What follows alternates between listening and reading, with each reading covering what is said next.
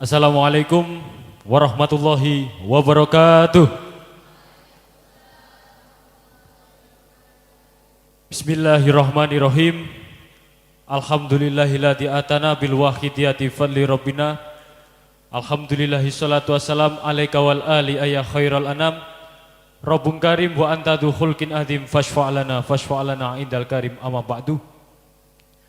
Kepada Rektor UIN Sunan Ampel Surabaya yang kami hormati, kemudian kepada Bapak Pemateri, kepada Bapak Profesor Dr. Imam Suprayogo, pada beliau Ustadz Heru Sujiharnanto, dan kemudian Bapak Dr. Muhammad Zen yang berkenan hadir pada pagi hari ini yang kami hormati dan kami muliakan, kepada seluruh peserta seminar leadership yang pada pagi hari ini yang semoga senantiasa mendapatkan kesehatan dan karunia taufik hidayah Allah Subhanahu wa taala. Amin ya rabbal alamin. Kami selaku moderator di sini izinkan untuk memaparkan beberapa hal kepada seluruh hadirin dan hadirat peserta seminar nasional leadership ini. Seminar Nasional Leadership menjadi pemimpin muda berjiwa wali yang intelek. Tema yang kami usung adalah menjadi pemimpin muda berjiwa wali yang intelek. Nah, agaknya ini mungkin asing di telinga rekan-rekan. Namun kajian leadership atau kepemimpinan sudah berulang kali kita dengar, baik di media televisi maupun di acara-acara kampus utamanya.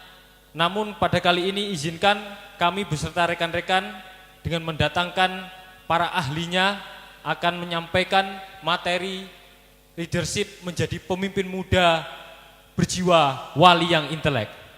Dan nanti masing-masing dari pemateri akan menyampaikan materinya dengan durasi waktu 45 menit, kemudian disusul dengan session tanya jawab sekitar 1 jam kurang lebih. Dan sebelum penyampaian materi, izinkan kami membacakan kurikulum vitae dari kedua pemateri pada pagi hari ini. Yang pertama yaitu beliau Profesor Dr. Imam Suprayogo MA, yang pada kesempatan pagi hari ini didampingi oleh beliau Dr. Muhammad Zen dari Jakarta. Ya, bersama Dr. Muhammad Zen dari Jakarta, yang mana beliau Profesor Dr. Imam Suprayogo ini tempat dan tanggal lahir di Trenggalek, Jawa Timur pada tanggal 2 Januari 1951. Beliau menempuh pendidikan SDN, SMPN, SMAN di Trenggalek. Kemudian menempuh pendidikan S1 di IAIN Sunan Ampel, Malang, yang sekarang UIN Malik Ibrahim. Betul, Pak? Kemudian beliau menempuh pendidikan S3 bidang ilmu sosial dan politik di Universitas Airlangga, Surabaya. Pekerjaan beliau adalah seorang guru besar di Universitas Islam Negeri Maulana Malik Ibrahim Malang. Pernah menjabat sebagai wakil dekan Fakultas Tarbiyah Universitas Muhammadiyah Malang, dekan FISIP Universitas Muhammadiyah Malang, wakil rektor 1 Universitas Muhammadiyah Malang dari tahun 1983 sampai 1996. Kemudian Rektor UIN Maulana Malik Ibrahim Malang periode dari tahun 1997 sampai tahun 2013. Beliau, Bapak Profesor Imam Suprayogo, pernah aktif pada organisasi anggota Majelis Pendidikan Tinggi Pimpinan Pusat Muhammadiyah, kemudian Wakil Rois Suriah NU Jawa Timur, anggota penasihat Tarbiyah Islamiyah, dan sekarang menjadi Ketua Umum Jamiatul Islamiyah se-Indonesia. Organisasi profesi dan lainnya, Ketua Dewan Guru Besar dan Ketua Dewan Kurator UIN Maulana Malik Ibrahim Malang, anggota Dewan Pakar IKMI Pusat, anggota Dewan Pembina Universitas Islam Malang, Ketua Yayasan Universitas Hasyim Asy'ari Jombang, Ketua Dewan Kurator Universitas Darussalam Gontor Ponorogo, Ketua Dewan Pertimbangan Pendidikan Islam Kementerian Agama RI, Ketua Majelis Pengembangan Madrasah Terpadu, Ketua Dewan Pembina Institut Agama Islam Al-Qalam Malang, dan lain-lain. Karya akademik beliau, Bapak Profesor Imam menulis buku sejumlah kurang lebih 30 judul dan menulis artikel pada setiap pagi tanpa jeda selama 9 tahun berjalan. Berjumlah lebih dari 3.000 judul, selain itu menjadi penulis pada beberapa majalah yang diterbitkan oleh beberapa pesantren di Jawa Timur. Kemudian pemateri yang berikutnya adalah beliau Kiai Haji Heru Sujiharnarto, sarjana pendidikan, lahir di Pasuruan tanggal 20 April 1960, alamat Bangil Pasuruan. Pekerjaan sebagai pengawas sekolah, kemudian pendidikan formal SD, beliau tamatkan pada tahun 1971, SMP 1974, SPG 1977, dan IKIP 2003. Pengalaman organisasi, beliau menjabat sebagai Wakil Majelis Tahkim Pusat Penyiar Sholawat Wahidiyah. Kemudian menjadi Wakil Suriah NU di daerah Bangil dan Beji, Pasuruan. Kepada kedua beliau kami haturkan ke depan podium bersama Bapak Muhammad Zain. Kami persilahkan maju ke depan. Beri tepuk tangan yang meriah untuk pada kedua beliau.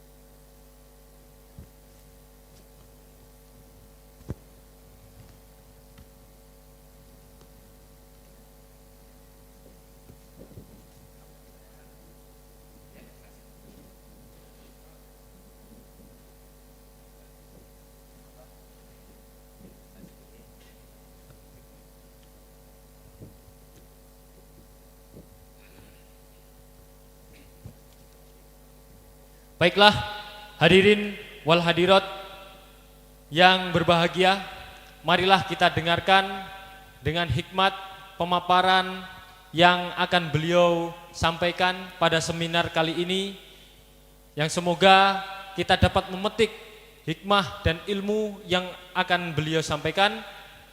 Untuk kesempatan pertama, kami persilahkan terlebih dahulu kepada Bapak Kiai Haji Heru Sujiharnarto untuk menyampaikan materinya terlebih dahulu, kemudian nanti disusul oleh Bapak Profesor Dr.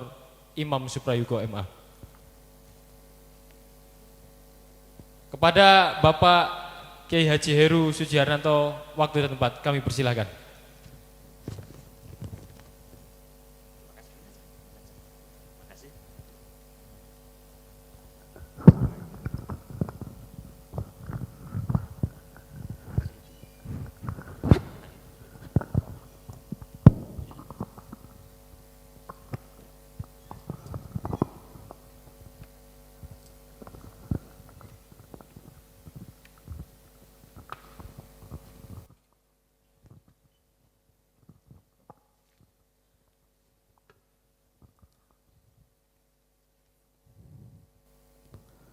Assalamualaikum warahmatullahi wabarakatuh.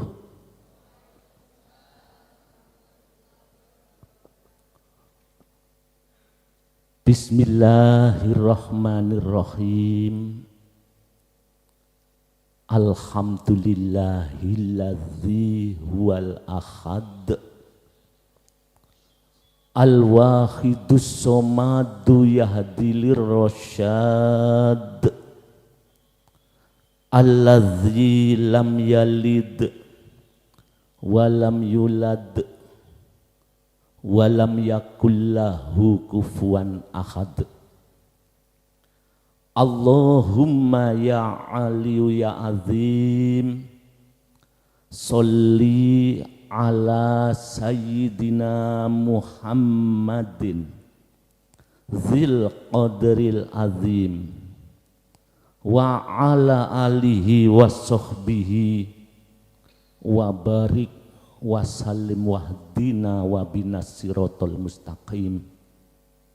Amma ba'du. Yang kami hormati Bapak Rektor Uinsa Surabaya atau yang mewakili atau Bapak Wakil Rektor yang saya muliakan, kepada Bapak Kiai, terutama dari pimpinan Pusat Penyiar Sholawat Wahidiyah yang saya muliakan, salam hormat yang kami muliakan Bapak kami, Bapak Profesor Dr. Haji Imam Suprayogo yang saya muliakan. Alhamdulillah pada siang hari ini kita juga ketemuan Kasubdit Pendidikan Tinggi dari Jakarta, Bapak Dr. Muhammad Zain. Rekomendasi pendirian perguruan tinggi dan lain-lain beliau. Alhamdulillah, termasuk anak-anak kami yang hadir di sini dihadiri, didoa restui oleh pimpinan-pimpinan kita. Terima kasih kepada beliau berdua. Ya. Kepada moderator yang saya muliakan, semua pihak, anak-anakku yang hadir atau peserta yang hadir pada kesempatan ini dengan materi yang sudah dipaparkan, yang ada di situ diterangkan atau disampaikan, judul pemimpin. Pemimpin, kita pemimpin. Ingat, pemimpin yang mana? Di situ digaris bawahi, memiliki jiwa wali. Wali itu apa? Inilah nanti kita bedah bersama. Yang intelek, mengapa harus intelek? Mungkin nanti bersama-sama kita bedah bersama. Hadirin yang saya muliakan, pemimpin perlu, dunia butuh pimpinan, perlu. Saya punya ilustrasi. Ilustrasinya begini, bapak-bapak peserta, anak-anakku, ada dua cecak yang ada di dinding, loro cecek dua. Cecak itu melihat TV. Kebetulan yang dilihat itu bal-balan, senengane cecekin delok bal-balan. Yang satu adalah Arema, yang satu adalah Persibaya. Itu gambaran. Akhirnya cecak yang satu membela Arema, cecak yang satu membela Persibaya. Gayeng melihat TV. Suatu saat ketika bermain, Arema kebobolan. Gol. Cecak yang membela Surabaya setelah melihat gol jatuh. Tanda tanya, mengapa? Kok jatuh padahal menang gol? Setelah itu dapat beberapa menit, cecak yang membela Arema juga jatuh. Ada apa? Inilah fenomena alam yang harus dijawab oleh peserta seminar bila kelak kalian menjadi pimpinan-pimpinan bangsa. Lihat filosofi yang kedua-duanya jatuh. Siapa yang kira-kira bisa membantu menjawab kami? Menjawab apa yang saya sampaikan tadi. Ini fenomena kehidupan. Inilah yang melatar belakangi kami, anak-anak kami, untuk menimbulkan judul seminar nasional ini tidak tanggung-tanggung menghadirkan, mendatangkan beliau yang tadi sudah kita baca profilnya. Bahkan didatangi, beliau datang juga.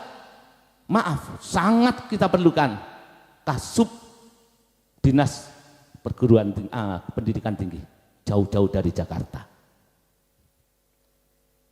Kira-kira apa yang ada di benak Bapak? Yang ada di benak anak-anakku? Ingat, cecak satu menang jatuh. Itulah fenomena kehidupan ini.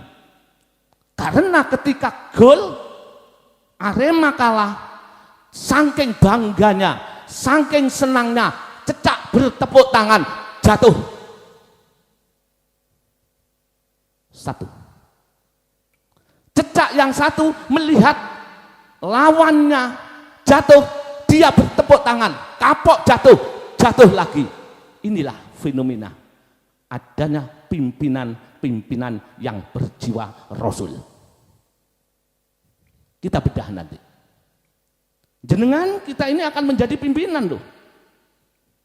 Bila bangga dengan hasil apa yang Anda pimpinkan nanti, bila jenengan suka lupa daratan ketika unggul dan menang di dalam suatu kepemimpinan, kesuksesan, berapa banyak orang agung, orang-orang besar, bahkan ulama jatuh karena kebanggaan,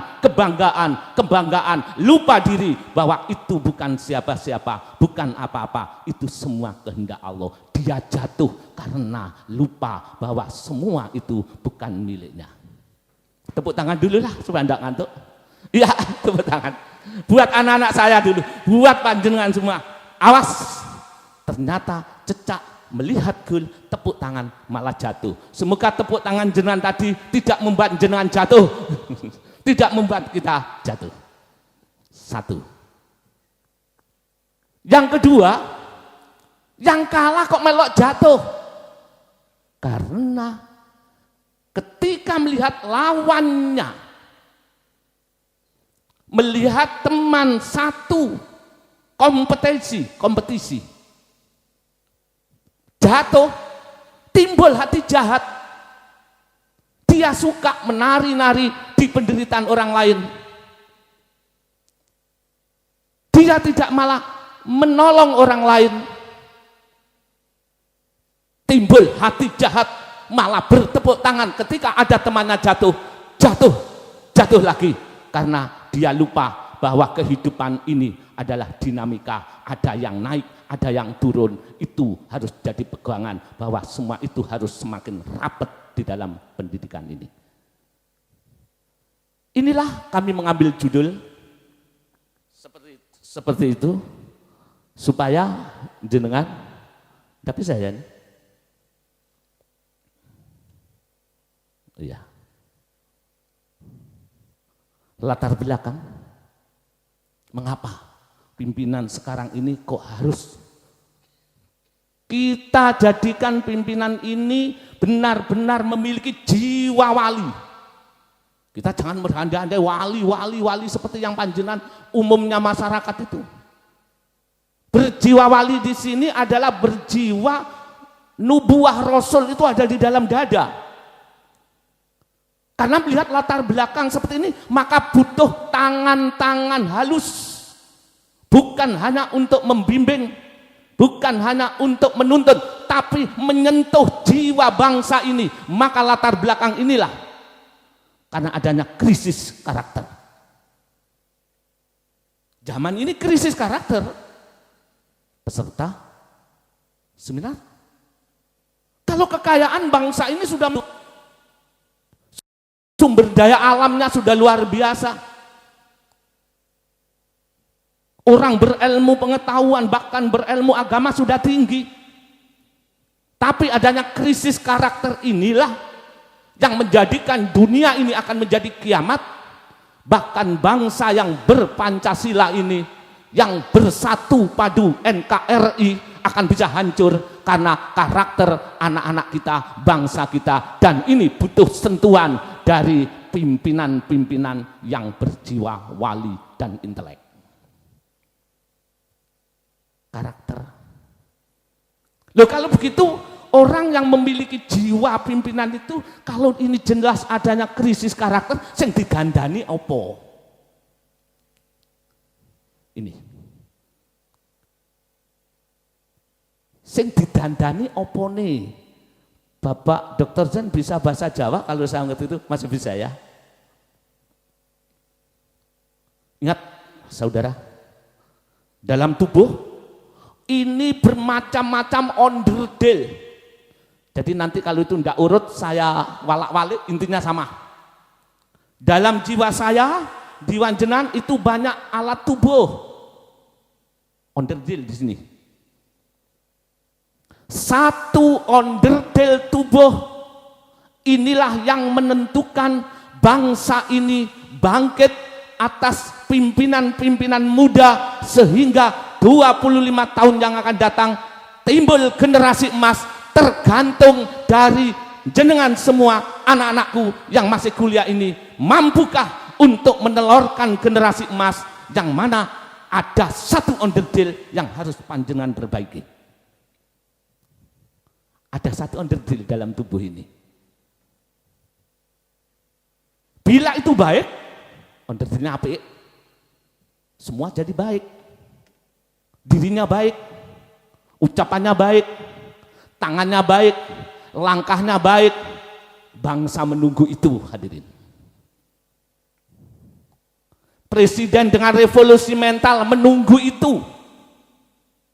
Maka mestinya, maaf, mumpung ada dari Bapak dari Jakarta, mungkin kalau memang suatu saat ada suatu hal yang harus disampaikan, tolong mungkin bisa menjembatani. Ingin revolusi mental berhasil, ingin mencetak generasi emas berhasil, onderdil satu ini harus dicetak menjadi onderdil yang betul-betul bermuara kepada nubuah Rasul, sifat dan sikapnya Rasul. Revolusi mental kalau hanya wacana tidak bisa. Walaupun kurikulumnya sudah diganti Bapak, karena kami juga dari pengawas tahu semua. Dengan kurikulum 13 di situ dimunculkan pendidikan karakter. Tidak akan muncul bila satu onderdil di setiap anak bangsa ini belum ada wacana untuk perbaikan secara nasional. Diawali dari panjenengan ke kalian anak-anakku. Ternyata onderdil itu diterangkan oleh Rasulullah, inna fil jasadi lamudghatan idza saluhat saluhal jasadu kulluh wa idza fasadat fasadal jasadu kulluh ala wahyal qalbu. Rasul pun telah mengatakan bahwa di dalam jasad manusia, berarti di dalam tubuh kita, itu ada onderdil yang sangat urgent, ada onderdil yang sangat penting. Bila onderdil itu baik yang berupa segumpal darah, maka baiklah semua tubuh. Apa yang kita perbuat, lesan kita menjadi baik, sikap kita menjadi baik. Andaikan semua bangsa onderdil itu baik, artinya mayoritas bangsa Indonesia memiliki lesan yang baik, ucapan yang baik, sikap dan tingkah laku yang baik, pemikiran yang baik, maka dengan adanya onderdil satu ini yang diutamakan, maka akan terjadi bangsa ini menjadi martabat. Wa idza fasadat, bila rusak, ganteng, cantik, kaya, tapi sayang, onderdil itu rusak.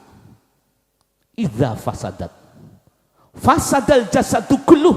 Rasul mengatakan, walaupun kamu orang alim, walaupun kamu itu orang kaya, walaupun kamu orang yang dihargai, walaupun kamu pejabat tinggi, kalau onderdil satu itu rusak, maka rusaklah segala apa yang kau perbuat. Pikiranmu menjadi rusak, tanganmu menjadi tidak manfaat, ucapanmu akan menyakitkan orang lain. Ingat, onderdil itu dikatakan Rasul adalah hati. Maka Bapak Profesor, Bapak Doktor, anak-anak kami Wahidiyah menyampaikan ini karena onderdil itu hati harus diperbaiki dulu. Revolusi mental adalah identik revolusi hati, bukan revolusi pikiran. Ingat itu. Karena kenyataan suksesnya seseorang bukan karena kecerdasan intelektualnya saja. Ternyata dalam penelitian, ya nanti kalau salah diingatkan Bapak, 20% itu sebab kesuksesan menggunakan ranah intelektual. Tapi yang dimaksud kesuksesan itu bukan kesuksesan dunia dan akhirat. Banyak orang sukses dunia tapi hancur. Yang kedua, kesuksesan termasuk memimpin bangsa, panjenengan sebagai leadership, nanti sebagai orang yang memimpin, itu dari faktor rohani, emosional dan spiritual. Tidak nanggung itu 80%. Maka di dalam pelajaran, di dalam sholawat Wahidiyah itu ada ranah pembersihan jiwa. Karena dari sinilah diilhami adanya dari Al-Quran maupun dalam hadis, sehingga ada sholawat yang berfungsi untuk menjadikan hati. Itu anak-anak kami sehingga menimbulkan ini. Maka sing kudu didandani, yang harus didandani, ingin menjadi pimpinan bukan hanya yang intelektualnya tinggi, tapi betul-betul emosional dan spiritualnya unggul, maka perlu jiwa yang harus dibangun karena adanya krisis karakter. Kedua, manusia apa itu? Menjadi kejam dan anarkis. Ini latar belakang kami, anak-anak kami menimbulkan ini. Karena manusia menjadi kejam, menjadi anarkis, kenyataan seperti ini. Kedua adalah pengakuanku sebagai Tuhan. Ini yang aneh. Kami mengarang buku, menulis buku pengakuanku sebagai Tuhan. Kami sampaikan kepada Ketua PITI Jawa Timur, ketuanya. Ketika saya datang, "Duh Ustadz, apa ini sesi jenar?" Katanya begitu. Dibaca dulu, Abah, saya bilang gitu. Beliau itu Ketua PITI Jawa Timur. Dibaca dulu. Ketika dibaca, beliau itu matur, ya, hanya bilang itu. Mengapa latar belakang pimpinan yang berjiwa wali dan intelek itu? Karena di zaman ini sudah banyak virus-virus Tuhan liar tumbuh di bumi Nusantara yang kita cintai ini. Sehingga mengaku sadar tidak sadar dia menjadi pengakuanku sebagai Tuhan. Alasannya apa? Tuhan Allah wa ilahukum ilahu wahid, dan Tuhan kalian adalah Tuhan yang satu, yang maha esa, maha memiliki, maha kaya, maha berpengetahuan, maha segalanya. Kalau tercover dalam Asmaul Husna itu miliknya Allah. Dalam kitab Aqidatul Awam, itu kitabnya orang Ahlus Sunnah wal Jamaah, ada sifat 20 mohal kedua makhluk, mustahil itu miliknya makhluk karena makhluk ciptaan. Itu ada sifat 20, wujud, kidam, bakok dan seterusnya. Sifat-sifat itu akhirnya oleh Rasul mengerucut menjadi satu kalimat yang sangat menancap di dada seorang wali yang intelek. Kunci, kata kunci. Kalau kunci ini hilang di dada, otomatis kita sama saja mengaku sebagai Tuhan. Kunci itu adalah la haula wala quwata, harus senantiasa menancap. Tidak ada kemampuan. Jangankan seminar seperti ini, jangankan menjadi pimpinan yang baik, berkedip pun la haula tidak ada kemampuan. Bernapas keluar masuk la haula tidak ada kemampuan, wala quwata tidak ada kekuatan. Di sini tertanam perasaan kosong. Kalau saya di alam kemah nol, tidak ada pengakuan. Illa billah, kalau itu menancap sebagai tumbuhan yang subur, manusia sama-sama, bangsa ini sama-sama, pimpinan-pimpinan ini sama-sama merasa tidak memiliki kemampuan, tidak memiliki kekuatan, otomatis ketika itu tumbuh subur, maka buahnya illa billah akan berbuah. Semua itu Allah Subhanahu wa Ta'ala. Ini adalah karena di akhir zaman, dalam bahasa saya ini loh ya. Nanti kalau ada bahasa yang baik silakan diganti, tidak apa-apa. Wong itu hanya bahasa saya. Pengakuanku sebagai Tuhan ini sudah merata. Menungso lahir tidak mampu apa-apa. Ketika mampu kok diaku, disinilah kesalahan besar. Timbulnya anarkisme, timbulnya kekejaman, timbulnya karakter manusia ini sangat krisis. Karena sini tidak ada tauhid, tidak ada ketuhanan yang Maha Esa menancap di bumi yang kita cintai. Tunggu hancurnya karena sudah lepas daripada Allah Subhanahu wa Ta'ala. Oke ya. Ini nanti kalau saya setengah jam aja, nanti beliaunya nanti setengah jam juga ya. Nanti Bapak Profesor ya setengah jam ya, nanti diberitahu. Latar belakang selanjutnya. Mengapa sih anak-anak kok gawe pimpinan muda berjiwa wali? Belum telat anak-anakku. Bangsa ini membutuhkan kalian. Kalau tadi 3 yang kami sebut diantaranya, mengapa? Tadi sudah saya jawab, siapa Tuhan-Tuhan liar itu? Mungkin saya, Tuhan-Tuhan liar itu akan tumbuh dengan subur bila di dalam segumpal darah kita sebagai manusia, hilangnya rasa la haula wala quwata, otomatis hilangnya rasa billah dengan Allah. Maka secara otomatis mau muncullah Tuhan-Tuhan baru di kalangan pengusaha, di kalangan akademis, di kalangan pemerintah, bahkan di kalangan ulama itu sendiri. Bila hilang rasa la haula wala quwata, sehingga aku mampu, aku kuat, secara tidak langsung menyuburkan virus-virus Anania yang disebut Tuhan-Tuhan liar itu. Maka bangsa ini harus bersama-sama berpadu antara pemerintah, akademisi, pihak apapun dengan ulama khususnya untuk membina dan menjamin hati orang-orang yang ada di Indonesia rakyat ini menjadi betul-betul yang berjiwa wali, mengikuti uswatun hasanahnya Rasulullah Sallallahu Alaihi Wasallam. Tadi kan ada munculnya siapa Tuhan-Tuhan liar itu.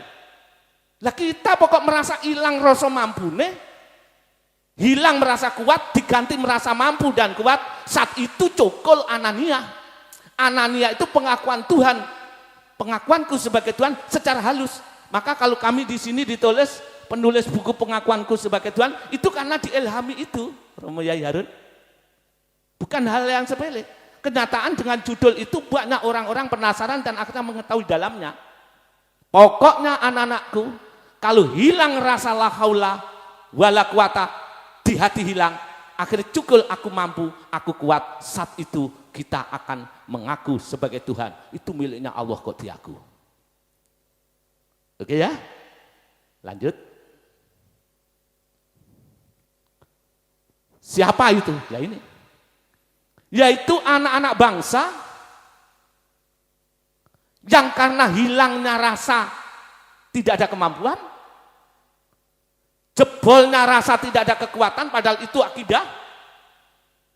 Akhirnya timbul anak-anak kita merasa aku jago, aku pandai, aku memiliki komitmen, pokoknya aku ahli ibadah, aku pimpinan ya begitu, aku juga pimpinan, aku orang baik, aku orang terhormat, aku. Saat itulah akan tumbuh subur yang disebut virus Anania, yang mana secara tidak langsung dia akan congkul penyakit pengakuanku sebagai Tuhan. Pimpinan yang intelek dan berjiwa wali, atau dibalik, pimpinan yang berjiwa wali dan pimpinan yang intelek akan bersih hatinya dari apa yang kami sebut di atas.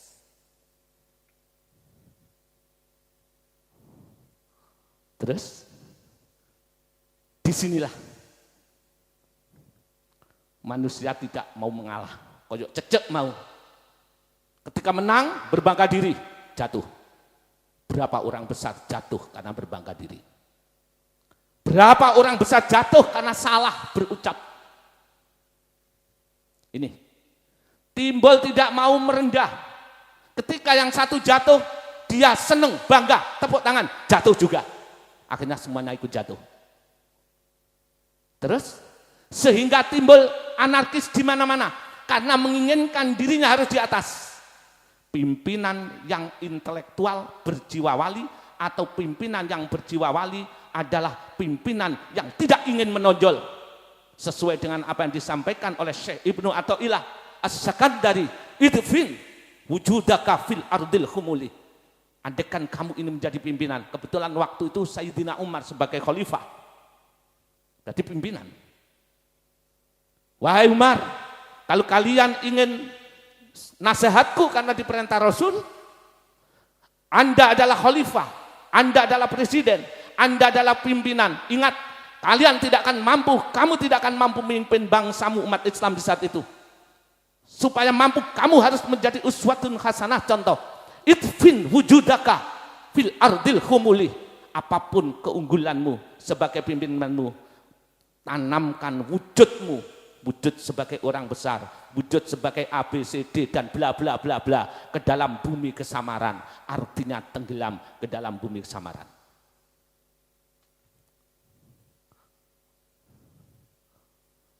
Kalau begitu siapa yang digarap? Yang digarap itu apa sebagai pimpinan? Ini punya visi misi yang jelas. Selain secara intelektual sesuai dengan tupoksi sebagai pimpinan, opos yang dikerjakno. Kalau usahanya harus maju, pendidikan ini harus betul-betul sesuai dengan pembangunan nasional, tujuan pembangunan nasional. Tapi sasaran utama pimpinan yang berjiwa intelek meniru Rasulullah. Yang pertama di visi yang utama adalah pembangunan karakter atau jiwa hati bangsa itu. Coba Rasulullah. Di zaman Rasulullah itu zaman itu sudah amburadul, Bapak. Disebut jahiliyah bukan karena bodohnya intelektual seseorang, tidak. Saat itu terjadi anarkis di mana-mana. Manusia bagaikan cecak di dinding yang saya sebut tadi. Unggul jatuh, semuanya jatuh karena tidak memiliki komitmen rohani yang tinggi.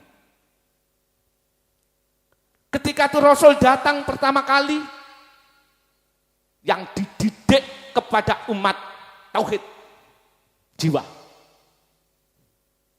Bapak Ibu tahu Al-Quran ada berapa ayat?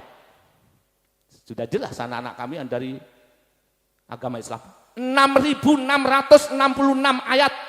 Ada yang menyebut berapa? Sudahlah. Pokoknya 6.000 lebih. Ada satu ayat bila tidak dipraktekkan oleh bangsa umat sedunia, khususnya kita, bangsa Indonesia, akan terjadi kerusakan di mana-mana. Hanya satu ayat. Satu ayat. Selain ayat lain itu juga mengikuti, cuma ada satu. Satu ayat ini bila bangsa ini tidak betul-betul menjiwai, rusak.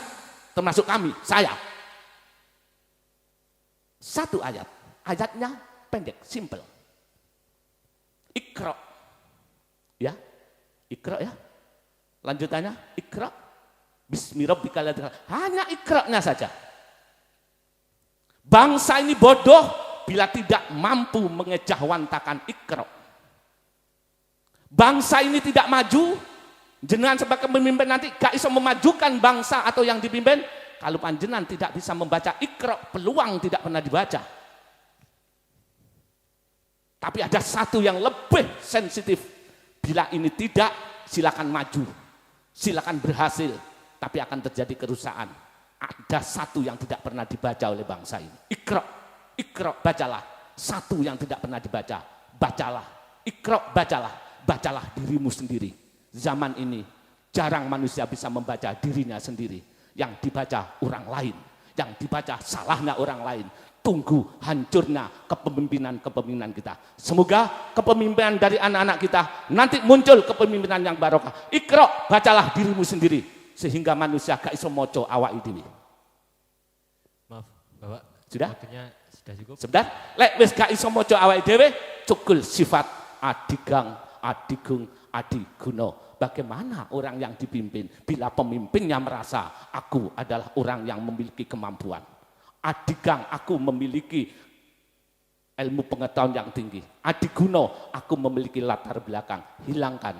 Pimpinan yang intelek, yang berjiwa wali adalah pimpinan yang hatinya bersih, pimpinan yang mengikuti jejak Rasulullah Sallallahu Alaihi Wasallam, sehingga panjenengan nanti diharapkan oleh Bapak Presiden dan bangsa ini menjadi pimpinan bangsa yang berkarakter untuk menjamin kehidupan 25 tahun yang akan datang menjadi generasi emas, generasi yang bermartabat, generasi yang berkarakter, ketemu besok di akhirat dalam keadaan husnul khotimah, sama-sama di dalam surganya Allah Subhanahu wa taala. Bersihkan hati, sucikan jiwa, karena kita akan kembali kepada Allah yang Maha Suci. Tepuk tangan dulu kepada anak-anakku semua. Mari.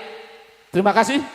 Waktu memang terbatas. Semoga bisa menjadikan inspirasi untuk kembali membenahi diri, moco awake dhewe, bersihkan segumpal darah yang ada dalam hati. Silakan, akan sukses apapun panjenengan akan selamat, karena keberhasilan itu adalah di dalam emosional dan spiritual selain intelektual itu. Demikian, segala kekurangan mohon maaf yang sebesar-besarnya.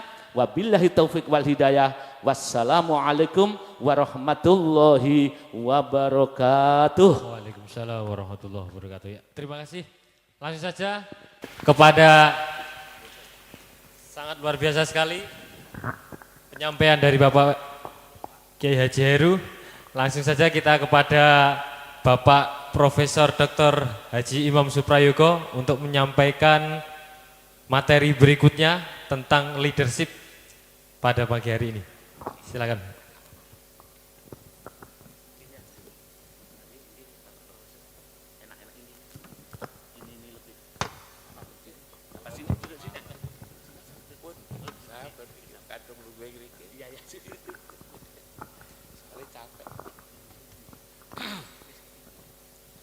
Assalamualaikum warahmatullahi wabarakatuh.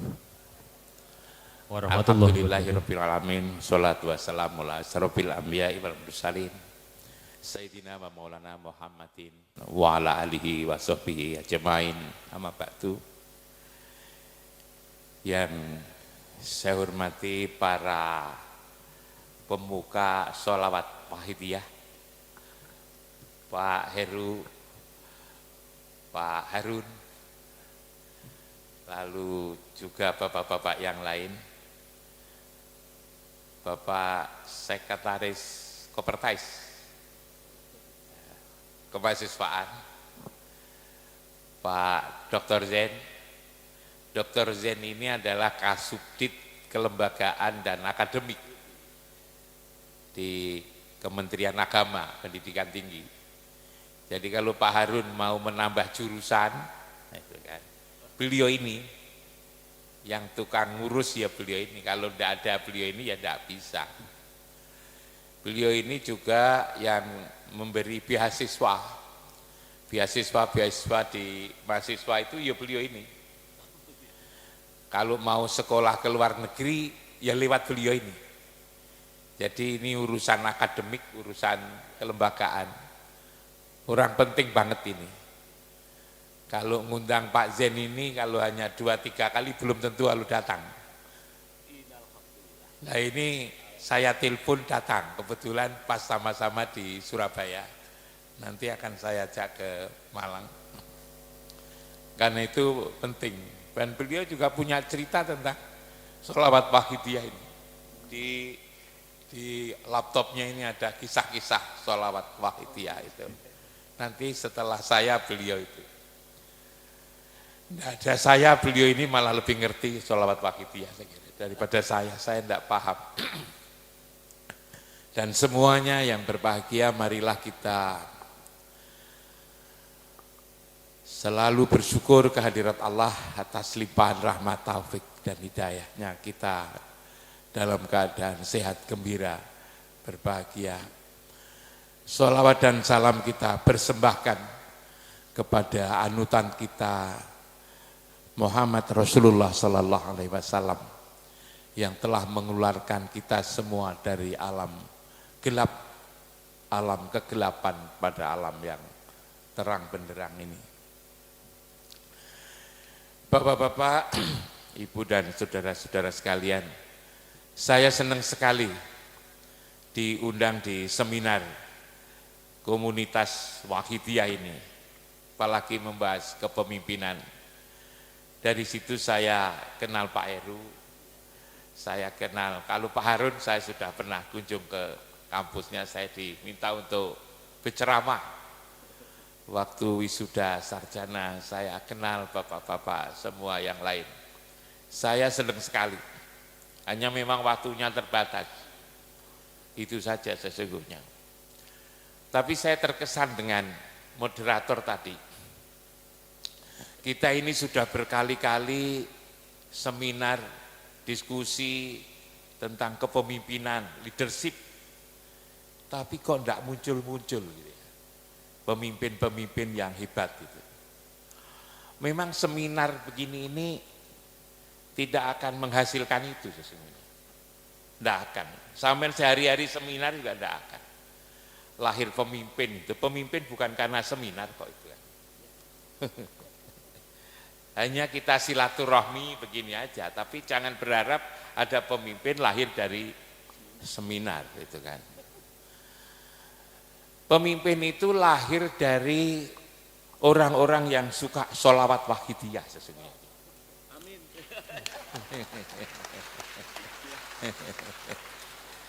Jadi sholawat ini sesungguhnya yang bisa melahirkan pemimpin-pemimpin hebat itu. Tapi juga ada pertanyaan, sudah ngikut sholawat wahidiyah begitu lama kok tidak jadi pemimpin hebat gitu loh. Itu ada apa gitu kan. Mungkin satu diantaranya sholawatnya kurang khusyuk itu kan. Maka perlu dikhusukkan itu kira. Jadi sholawat itu ya penting, tetapi sholawat itu yang sampai disebut beliau tadi, yang sampai di hati. Beliau tadi yang bicara tentang hati. Jangan dikira gampang, memang sulit gitu kan. Memang itu sulit. Karena itu judul ini menjadi penting sekali. Generasi muda yang memimpin generasi muda yang berjiwa wali, yang intelek. Wali itu sudah intelek loh sesungguhnya. Tanpa disebut yang intelek, wali itu sudah intelek. Kita aja yang salah paham, dikira wali itu ada yang tidak intelek. Jadi ini ada salah paham, dikira wali itu tidak intelek. Wali itu melebihi kita gitu. Wali, nabi, rasul itu malah tidak sekolah kok. Mana ada sekolahan wali? Tidak ada. Mana ada sekolah nabi? Tidak ada. Sekolahan rasul juga tidak ada. Beliau-beliau itu, mereka itu, para wali, para nabi, para rasul itu diberi ilmu langsung dari Allah. Sementara kita itu, kita cari ilmu lewat sekolah, akhirnya tidak pernah jadi wali juga kan. Jadi wali murid lama-lama itu. Jadi justru yang tidak sekolah itulah yang jadi wali, jadi nabi, dan jadi rasul. Justru yang sekolah seperti kita-kita inilah, kadang-kadang pinter ya tidak gitu ya. Gitu Pak Tis. Kadang-kadang pinter juga tidak. Yang akhlaknya tadi disebut oleh Pak Heru itu jadi menjadi bagus juga, kadang-kadang juga tidak. Bahkan makin sekolah itu akhlaknya makin jelek kalian. Orang itu makin sekolah itu kok makin jelek. Pengamatan saya gitu loh. Nanti kalau ada bukti ya silakan lah. Anak TK dengan anak SD itu nakal mana coba? Kalau kita itu membandingkan anak SD dan anak TK sama SD itu nakal mana? Nakal SD kan? Jujur mana SD sama TK? Jujur TK. TK sama PAUD jujur mana? Jujur PAUD. Sekarang kita bandingkan SD dengan SMP. Itu nakal mana itu? Nakal SMP. SMP kita bandingkan dengan SMA, nakal mana? SMA. SMA dengan S1 nakal mana? Nakal S1. S1 dengan S2 nakal mana? Nakal S2. S2 dengan S3 nakal S3. Yang copy paste membuat tulisan itu ya S3 gitu. Cobalah kan sama lihat itu kan. Coba sama lihat. Yang paling jujur itu siapa? PAUD. Yang paling tidak jujur itu apa? S3 gitu kan. Itu soal jujur itu kan. Soal bakhil, yang paling bakhil itu siapa? Yang paling tinggi pendidikannya itu tambah lama tambah bakhil kan? Maksud ada kalau wah alhamdulillah di kampung ini ada dokternya. Kalau minta sumbangan gampang. Bukan. Malah kalau ada orang minta sumbangan ditanya panjang gitu. Akhirnya tidak diberi. Itu S3 gitu kan. Itu S3 bakhil. Yang tukang solidaritas mana? Yang justru anak-anak itu yang bisa kumpul tapi makin tinggi gitu makin individual. Apakah kalau lalu sudah dokter itu tidak konflik, sudah profesor seperti saya itu tidak punya musuh, malah bermusuhan di kampus-kampus itu rebutan rektor itu profesor-profesor itu di kampus-kampus di sekolah-sekolah ya Pak Harun ya. Rebutan-rebutan kepemimpinan macam-macam itu yang pendidikannya itu tinggi gitu kan. Padahal orang yang suka nipu tadi saya katakan yang suka bohong, tidak jujur, orang yang tidak dermawan, orang yang hasut menghasut, orang yang suka fitnah itu kan nanti kan masuk neraka itu kan. Padahal untuk pendidikan tinggi biayanya mahal. Jadi kita ini berbiaya mahal untuk masuk neraka. Coba kan? Kita ini berbiaya mahal Pak Zen untuk masuk neraka gitu kan. Kalau kita ini tidak sadar, kita hanya mementingkan lembaga pendidikan itu. Karena itu kalau lalu kemudian orang katakan pendidikan harus kita kembangkan untuk membangun karakter, ngomong kosong enggak bilang. Jangankan kok yang dibangun anak-anak. Oh yang bangun saja juga tidak karakter kok. Jangankan kok yang dibangun generasi muda lewat sekolah itu, yang bangun saja loh, itu juga tidak berkarakter kok. Jadi kalau lalu kemudian tidak ada hasilnya ya jangan kecewa, sejak dulu begitu. Hanya kita ini tidak tahu gitu loh. Tidak pernah memperhatikan satu-satu. Ternyata sampean setelah saya tanya, benar jawabannya. Siapa yang paling jujur? PAUD kan gitu tadi. Tidak nyebut S3 doktor, tidak begitu. PAUD. Lalu setelah itu apa? SD gitu kan. SD kelas 1, 2, 3, 4 masih jujur. Tapi kalau sudah kelas 5 ketularan gurunya. Coba. Kalau sudah kelas 5 itu ketularan gurunya. Apalagi SMP, SMA, S1, S2 dan juga S3. Karena itu membina betul, beliau betul sekali. Saya tadi memperhatikan itu. Karakter yang penting hati ini yang penting. Harus dibangun oleh negara. Tapi negara apa bisa bangun? Hati, tidak bisa loh itu negara itu. Jangankan kok rakyatnya, pimpinannya di sana juga tidak bisa kok. Coba sama lihat itu yang di mana itu, di penjara-penjara itu yang banyak kan. Yang banyak sekarang itu coba sama tanya itu. Lulusan PAUD enggak ada itu. Itu lulusan SMA, lulusan S1, S2, lulusan S3, itu sama lihat itu ya. Padahal yang membangun itu mereka itu, malah dia yang bangun masuk penjara coba. Yang bangun aja masuk penjara kok. Jadi tidak bisa. Lewat sekolah tidak bisa. Untuk membangun hati ini adalah pakai sholawat. Sholawat itu macam-macam. Satu diantaranya adalah sholawat wahidiyah. Jadi negara ini disuruh saja ikut jamaah sholawat wahidiyah. Selesai. Jadi disuruh saja semua bangsa ini untuk ikut sholawat wahidiyah, selesai. Coba di sana yang datang seminar ini yang ikut sholawat wahidiyah ini apa ada niatan korupsi? Kan enggak ada. Enggak ada. Coba beliau ini loh, mau ke kamar kecil situ, mau kamar kecil. Izin sama saya, Pak Prof, saya mau ke kamar kecil gitu kan. Lalu izin juga Pak Zen. Pak Zen, saya mau kamar kecil ya Pak. Mau ke kamar kecil tidak merugikan siapa-siapa aja izin coba. Apalagi lalu kemudian ngambil uang ya tidak akan gitu kan. Mau ke kamar kecil aja izin sama saya kok. Apalagi tidak akan. Jadi sholawat wahidiyah ini sholawat lah. Lalu satu diantaranya adalah sholawat wahidiyah. Kenapa harus sholawat begini? Ini karena memang ngurus manusia itu berat sekali loh, sulit ngurus manusia itu, sulit. Dan kita tahu sulit itu di mana? Yang bisa menjelaskan tentang manusia itu ya hanya dua, ialah Al-Quran dan hadis Nabi. Yang bisa menjelaskan itu. Ada yang namanya ilmu sosiologi, psikologi, sejarah, antropologi, ada.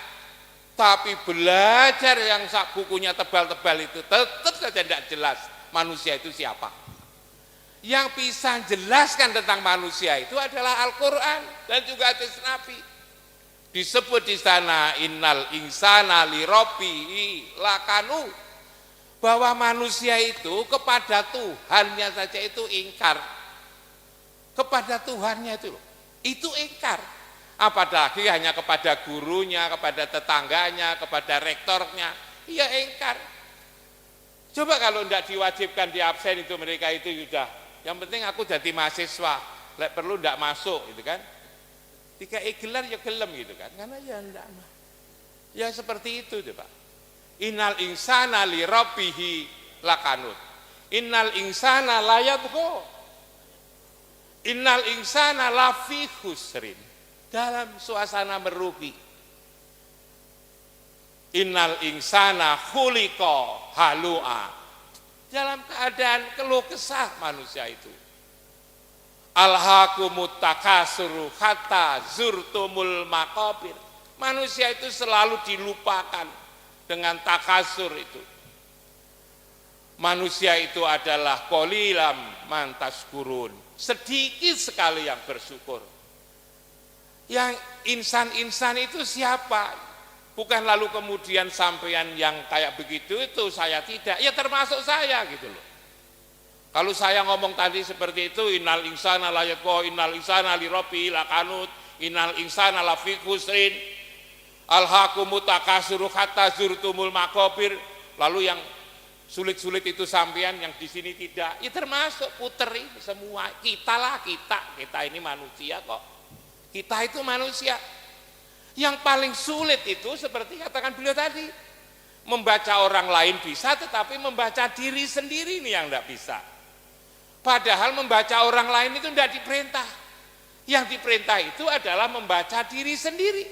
Iqra kitabaka kafa binafsikal yaum alaika hasiba. Jadi kita ini disuruh oleh Allah sehari-hari untuk membaca dirinya sendiri.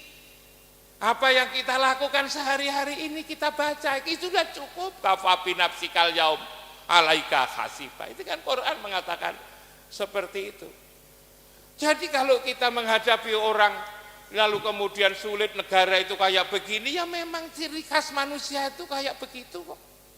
Manusia yang kayak begitu itu tidak bisa diselesaikan lewat sekolahan, tidak bisa. Kalau itu lewat sekolahan bisa, bangsa ini sudah bagus kok sejak dulu. Nyatanya makin tinggi sekolahannya itu makin pinter nipu. Makin tinggi sekolahnya makin, coba Pak Heru, kalau anak TK ditanya, anak-anak gitu kan, tadi pagi berangkat dikasih bekal berapa oleh ibu gitu kan, siapa yang 5.000? Saya ibu guru, saya. Nanti dilihat di sakunya ya 5.000 itu. Siapa yang 10.000? Saya gitu kan. Nanti kemudian dilihat di sakunya ya 10.000. Jadi jujur gitu loh. Tapi kalau sudah S2 dikasih proyek gitu kan. S2, S3 dikasih proyek, potong ini, potong ini, potong ini, potong ini, potong saja. Jadi makin umpama proyek itu diserahkan lulusan PAUD, mungkin tidak perlu pengawasan gitu. Lulusan SD gitu kan. Sayangnya itu kita keliru mengira kalau sudah tinggi jenjangnya itu lalu kemudian tidak nipu, makin pinter nipu kok. Lah kenapa begitu? Karena salah, pendidikan itu salah, persis yang dikatakan beliau itu. Yang dididik itu adalah akalnya, sehingga akalnya menjadi kuat. Karena akalnya kuat itulah lalu kemudian suka ngakali.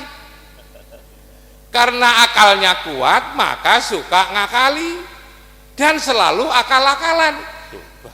Kan komplit kalau sudah suka ngakali dan akal-akalan. Karena itu tangan ini, saya kadang-kadang juga heran dengan tangan saya ini, universal. Kalau kira-kira itu lagi hal-hal yang ngakali, yang jadikan orang bingung, yang susah, mesti yang dipegang ini. Aku kok bingung, itu pegang ini. Aku kok sumpek, aku kok judek, sumpek, judek, bingung, itu ini. Tapi kalau yang sabar ya, itu tidak pernah. Yang sabar ya, tidak pernah itu. Iya kan? Mesti yang sabar, yang ikhlas, yang hati-hati, yang istiqomah, itu kan? Yang paham lah, yang ngerti. Itu yang dipegang itu di sini, yang ngerti lah, kita ini yang ngerti, yang dipegang sini. Tidak pernah itu tadi saya katakan, yang ikhlas ya, gitu. Tidak pernah itu. Nah, ini yang dipegang. Mestinya itu yang dididik itu ini, gitu loh. Yang dididik itu hati ini. Hati inilah yang memiliki badan itu ini. Ini Pak Heru. Ini sesungguhnya yang saya lihat ini bukan Pak Heru ini. Ini adalah badannya Pak Heru. Ini adalah jasadnya Pak Heru. Karena itu Pak Heru saya katakan yang itu telinga siapa? Telingaku. Itu matanya siapa? Mataku. Itu hidungnya siapa? Hidungku. Itu tangannya siapa? Tanganku. Ini kakinya siapa? Kakiku. Ini badannya siapa? Badanku. Berarti ada aku yang memiliki semuanya ini. Yang dididik itu seharusnya aku itu yang memiliki badan ini. Kita punya telinga, telingaku, mataku, otakku, otakku. Yang dididik kok otakku, mestinya yang dididik aku ini. Ketika Pak Heru itu lalu kemudian istirahat malam itu, tidur gitu kan, masih ada Pak Heru, tapi jak ngomong tidak mau. Karena Pak Herunya pergi, digenggam oleh Allah pada saat malam itu. Pak Heru tak omongin, tidak ngerungok itu kan. Kenapa? Herunya lagi pergi. Pak Heru tak kasih foto bagus, cantik itu, ya tidak respon karena Herunya pergi. Apalagi kalau Pak Herunya itu pulang rojiun, maka ini harus segera dibawa ke kuburan. Karena Herunya sudah pergi, sudah pulang, sudah innalillahi wa inna ilaihi rojiun, sudah pulang. Kalau Herunya sudah pulang, ini tinggal jenazah Pak Heru. Sebentar lagi harus segera dibawa ke kuburan. Kalau tidak segera dibawa ke kuburan, berbau. Gitu kan. Jadi salah didik ini sesungguhnya. Bangsa ini, dunia ini, kacau balau ini karena salah didik. Yang dididik seharusnya adalah aku. Yang dididik kok lalu otaknya ini. Jadi ini loh sesungguhnya yang dengan adanya Pak Heru, dengan adanya Prof Imam ini masih ada di sini, maka telinganya bisa dengar, matanya bisa melihat, otaknya bisa dipakai pikir, tangannya bisa digerakkan karena imamnya masih ada di sini, Herunya masih di sini. Tapi kalau Herunya pulang itu sudah tidak bisa diapa-apakan, kakinya tidak bisa digerakkan. Yang punya ini yang harus dididik. Inilah namanya ruh, namanya itu. Inilah namanya iman sesungguhnya itu. Cahaya yang ada di sana ini. Di sini ada cahaya ini. Kalau ini tidak terdidik, maka lalu kemudian telinga itu juga tidak bisa dipakai untuk dengar. Dia punya mata tidak punya untuk lihat. Kalau ini tidak dididik, punya otak tetapi juga tidak bisa mikir. Kal an'am katanya, seperti binatang. Balhum adollu. Jadi kalau ini tidak dididik ini, maka punya telinga tidak bisa dengar, punya mata tidak bisa lihat, punya otak tidak bisa mikir. Dia katakan dalam Al-Quran, kal an'am bal adollu. Coba kan. Jadi ini yang harusnya, yang seharusnya dididik itu adalah yang ada di sini ini. Celakanya ini tidak dididik, yang dididik ini.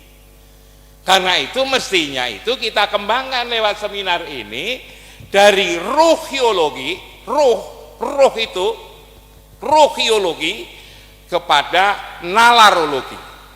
Jadi dirubah jadang nalarologi, jangan intelektualnya itu, tapi rohnya itu yang dididik. Itulah sesungguhnya Rasul itu seperti itu. Dan kalau ini sudah cerdas, maka otomatis ini cerdas. Itu otomatis ini cerdas kalau ini cerdas. Seringkali kita ini. Nah, bagaimana agar ininya cerdas? Ngikuti Rasulullah itu tadi yang dikatakan beliau itu, ngikuti Rasulullah. Tapi kadang-kadang ngikuti saja kita ini keliru. Mengikut Rasul. Kamu ngikut siapa hidup ini? Ngikut Rasulullah. Ngikut saja kadang-kadang keliru. Yang kita ikuti kadang-kadang hal-hal yang sifatnya aksesoris. Tidak yang prinsip. Nah, karena tidak yang prinsip, maka lalu kemudian kita juga tidak maju. Wong yang kita ikuti itu yang aksesoris kok. Kamu ngikut siapa? Rasulullah. Buktinya apa? Karena dikenal bahwa telumpahnya Rasulullah gede, maka lalu buat telumpah yang gede. Tumpahmu gede banget. Iya, ngikuti Rasulullah gitu kan. Lalu kemudian jenggotnya panjang. Jenggotmu kok panjang? Iya, ngikuti Rasulullah. Kalau makan kok pakai 3 jari, ngikuti Rasulullah. Pakai gamis, kok pakai gamis, ngikuti Rasulullah. Kok pakai apa itu sorban tebal, ngikuti Rasulullah. Itu penting menurut saya, itu bener, itu ndak salah, ndak keliru. Pakai telumpahnya Rasulullah, jenggotnya, lalu kemudian pakai gamis, pakai udeng, itu bener. Sebagai pertanda dia mencintai Rasulullah. Tapi jangan yang aksesoris saja. Yang lebih mendasar yang harus ditiru agar menjadi pemimpin hebat. Apa yang ditiru yang mendasar? Adalah sifat-sifat Rasulullah. Seringkali kita belajar sifat Rasulullah, sidik, amanah, tablek, patonah, kan? Perkataan beliau hanya kita apalkan, tidak kita jadikan sebagai sifat-sifat diri kita masing-masing. Coba umpama sifat-sifat Rasulullah itu kita gunakan untuk mensifati diri kita. Sifat-sifat Rasulullah yang selalu berpegang kepada kebenaran, selalu amanah menjaga kepercayaan yang diberikan pada kita, selalu tabligh. Tabligh itu selalu menyampaikan. Untuk tabligh memerlukan bahasa, sebab Rasulullah selalu ngomong dengan bahasa kaumnya. Maka kita tidak hanya belajar bahasa Jawa, bahasa Indonesia, kita juga belajar bahasa Arab, bahasa Inggris, bahasa Parsi, bahasa Prancis dan Belanda dan seterusnya. Itu kita lalu bisa bertabligh kepada semua orang. Itulah yang namanya tabligh. Patonah, cerdas dan arif. Coba, hanya seringkali sifat-sifat Rasulullah kita hafalkan, tetapi tidak kita gunakan untuk mensifati diri kita ini. Sifat-sifat Rasulullah seharusnya digunakan untuk mensifati diri kita. Nah, orang Barat, orang Amerika, orang Eropa maju, mungkin tidak kenal Rasulullah, tetapi mereka itu menggunakan sifat-sifat Rasulullah. Mereka itu cerdas, mereka itu menjaga kebenaran, mereka itu menjaga kepercayaan, mereka menguasai teori-teori komunikasi bahasa di dunia ini. Akhirnya mereka maju. Tidak kenal Rasulullah tapi menggunakan sifat-sifat Rasulullah. Kita itu kenal Rasulullah, yang kita tiru jenggotnya dan telumpahnya. Apa hubungan telumpah jenggot dengan kemajuan? Ya mestinya itu kita bertelumpah-telumpahnya Rasulullah, berjenggotnya Rasulullah, bersuban berkamis Rasulullah, tapi kita juga harus sidik, amanah, tablek, dan fatonah. Itu kita akan menjadi maju. Sementara kita ini tidak amanah, tidak fatonah, tidak tablek, tidak sidik, ya tidak maju walaupun pakai telumpahnya Rasulullah. Nah ini problem kita itu adalah seperti ini. Nah tetapi untuk menjadikan seperti ini, akhlak yang bagus tadi, hati yang bagus, beliau tadi mengatakan negara harus memperbaiki hati, tapi negara ya orang ngerti loh Pak. Negara itu ya orang ngerti, memperbaiki hati itu negara juga tidak ngerti, tidak paham. Pejabat-pejabat yang S2, S3 itu ya tidak paham gitu lah. Cara memperbaiki hati, kan percaya, semua orang percaya memperbaiki hati, itu percaya. Tapi cara nih memperbaiki hati itu apa? Ya tadi saya katakan, sholawat. Sholawat. Pak Jokowi kan tidak paham bahwa itu sholawat. Sholawat. Sholat itu loh sesungguhnya itu. Sholat. Lalu kemudian membaca, sholat itu kan selalu komunikasi dengan Allah. Jadi yang bisa untuk memperbaiki hati itu tidak lewat sekolahan sesungguhnya, adalah lewat sholat. Karena itu dibuat statement di dalam Al-Quran, inna sholata tanha anil fasa wal mungkar. Fasa dan mungkar itu pakai sholat. Qad aflaqa man tazakka wa dzakara rasma rabbih fasolla, sholat, pakai sholat. Wasta'inu bisabri wassalat. Awwalu ma yuhasabu bihi yaumal qiyamah as-sholat. As-sholatu imaduddin. Innal insana khuliqa halu'a idza masau syarru jazua wa idza masau khairu manu'a illal musallin, kecuali orang-orang yang sholat. Coba santri saman lihat di Quran dan hadis Nabi, untuk memperbaiki hati ini pakai sholat. Karena itu kalau bangsa ini lalu kemudian kacau, orang-orang yang tidak karu-karuan, itu menandakan sholatnya tidak beres.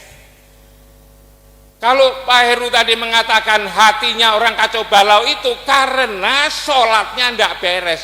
Disuruh sholat itu saja sudah selesai sesungguhnya Pak Heru. Tidak ada jalan lain. Quran mengatakan tandahan as-sholat atanil fasa mungkar kok. Sholat aja. Hanya pertanyaannya adalah bagaimana kita percaya bahwa orang yang sholat itu lalu mesti orangnya jadi baik. Karena kita ini sudah sholat ternyata juga masih nipu. Kita sholat ya masih memfitnah. Sholat juga masih hasut. Sholat masih rebutan jabatan. Sholat masih bakhil. Lalu di mana letak kebenaran sholat itu? Kita harus ingat bahwa ternyata tidak sembarang sholat. Sholat yang bisa memperbaiki hati ini adalah qad aflaqal mu'minun alladzina hum fi sholatihim khoshi'un. Yang bisa memperbaiki itu adalah sholat yang khusyuk. Kalau sholatnya tidak khusyuk, maka memang tidak ada dampaknya apa-apa.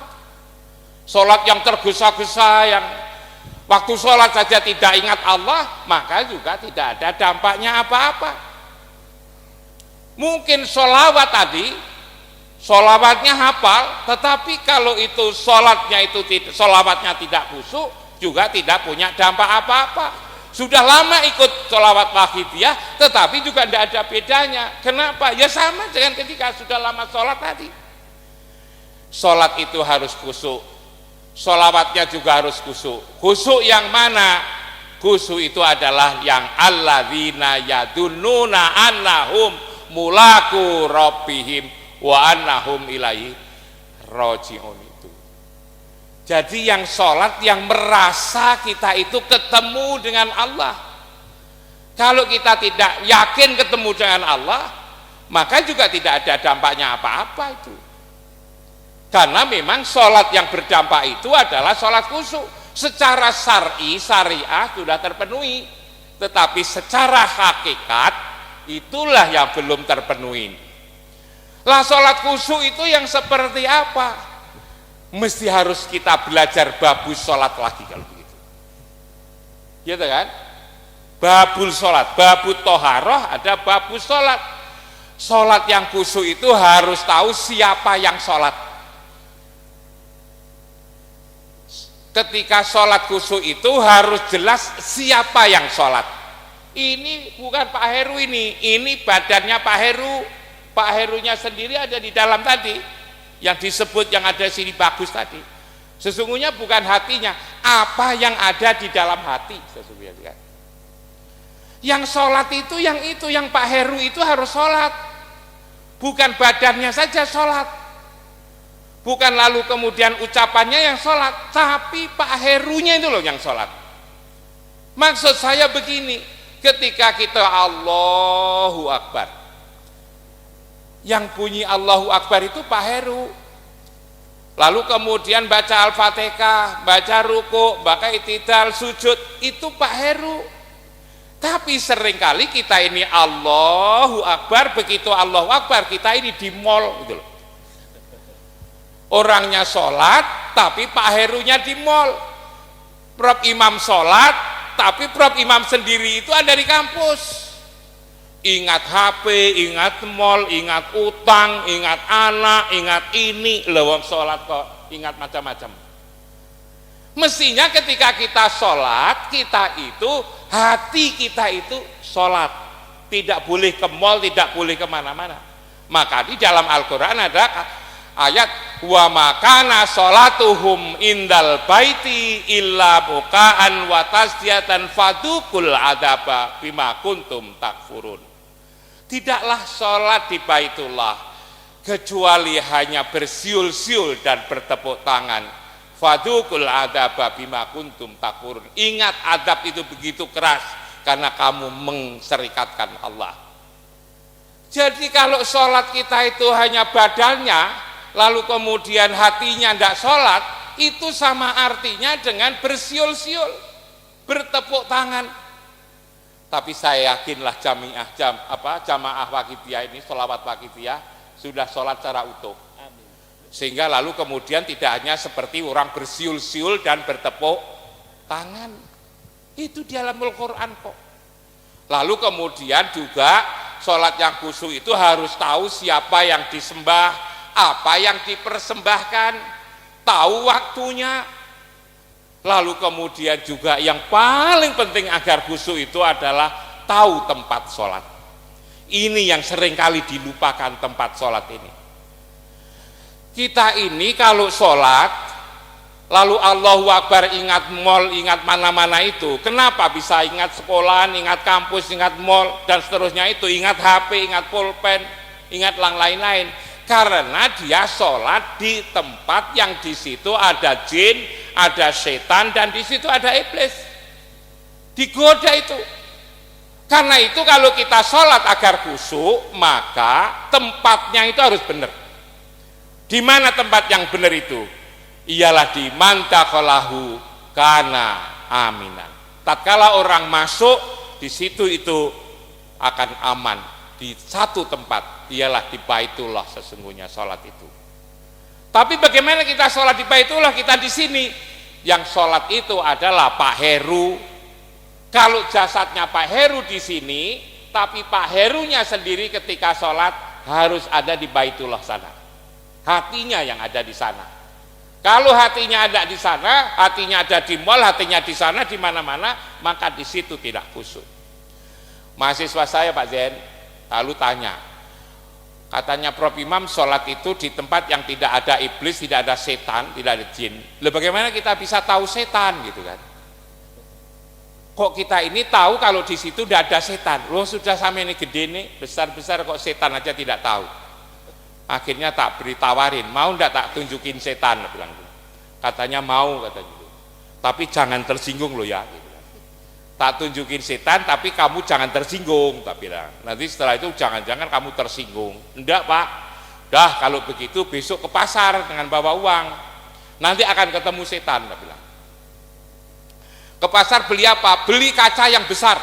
Kau suruh beli kaca yang besar. Setelah beli diapakan Pak? Bawa pulang. Oh sudah dibeli kok. Lalu diapakan? Saman letakkan di tembok. Kau suruh pasang di tembok. Lalu setelah itu kamu berdiri di depan kaca itu. Kemudian apa? Lihatan di dalam kaca. Itulah setan.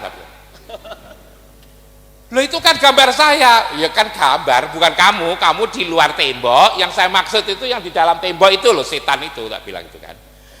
Yang di dalam kaca itu manakala dia hasut, dia iri, dia dengki, dia takabur. Tadi takabur tadi kan, jejak yang tepuk tangan tadi kan takabur itu namanya setan. Saman pernah gitu enggak? Ya pernah. Ya itu kamu juga ikut-ikut setan. Ya setan itu ya kamu itu minal jinnati wanas. Maaf Rob, langsung kasih kesimpulan bisa. Kalau ini enggak utuh, enggak jelas. Kalau penjelasan enggak jelas. Kalau enggak jelas separuh, saya akan pulang. Dilanjutkan. Iya dah, Ya, saya akan pulang. Kalau saya ke sini dibatasi waktu, lebih baik saya pulang. Sebab apa? Sebab saya ke sini saya tidak minta honorarium, saya tidak minta apa-apa, imbalan apa-apa saya tidak mau. Saya ini hanya mencintai kelompok sholawat Makidiyah. Kalau ngomong sebentar lalu kemudian suruh berhenti, ya saya begitu berhenti saya pulang.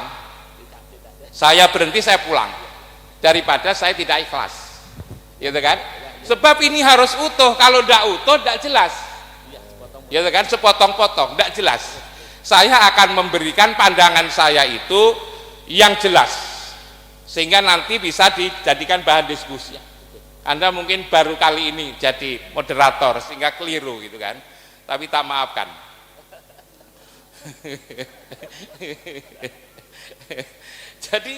Jadi sesungguhnya itu sholat itu harus ada di tempat khusus. Hatinya itu harus mengingat Baitullah. Seringkali orang mengatakan bahwa semua tempat itu sama. Semua tempat itu sama. Pada waktu itu sama, padahal tidak sama. Kalau itu sama, coba saman. Kalau haji itu kenapa mesti harus ke Baitullah? Kenapa harus ke Mekah itu? Yang namanya wukuf itu ya hanya ada di Arafah sana. Di Arafah itu waktu wukuf apa? Ya hanya diam saja sama doa. Hanya diam doa setelah matahari ke barat sampai terbenam.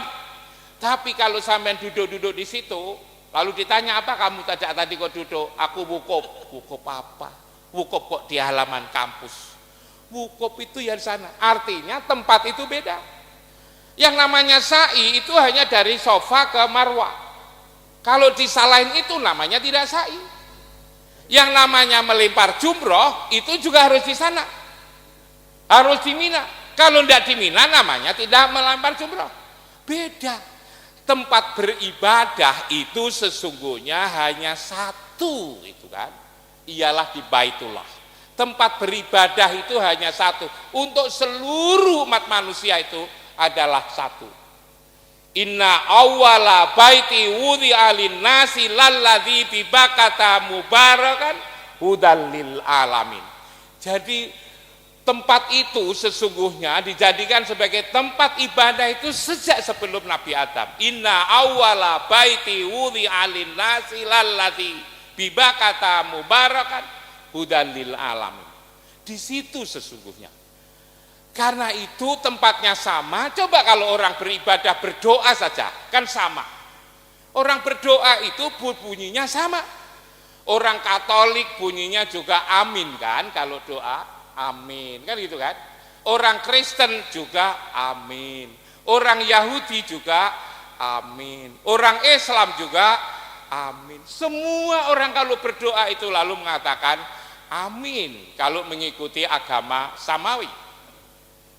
Coba kita mesti kaget begini kan, bagaimana orang bisa apa itu namanya, bisa bersepakat dalam hal berdoa.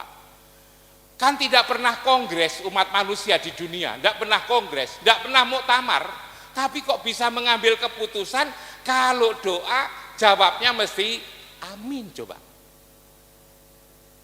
Ya tuh kan? Wong di Indonesia itu satu partai, satu organisasi aja tidak pernah bisa ngambil keputusan. Di Indonesia itu sudah ada partai persatuan aja tidak bersatu. Ini ada umat manusia dari zaman ke zaman kok bisa satu. Iyalah amin, tanpa kongres sudah amin. Karena apa?